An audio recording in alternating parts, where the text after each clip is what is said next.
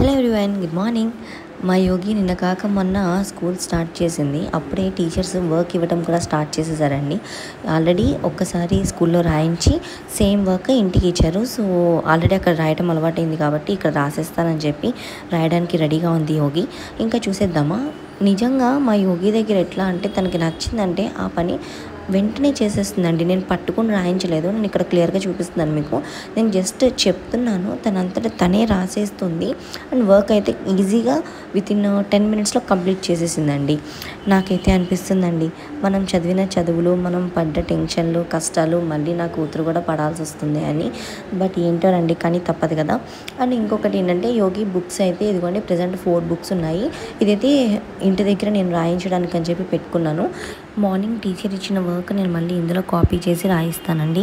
And ఇంకొకటి ఏంటంటే alphabet cards, numerical cards కూడా చెప్తుంది. అలాగే పౌచ్లో pencil, eraser, sharpener, slate pencil కూడా పెట్టి పంపిస్తానండి. మళ్ళీ రోజు చెక్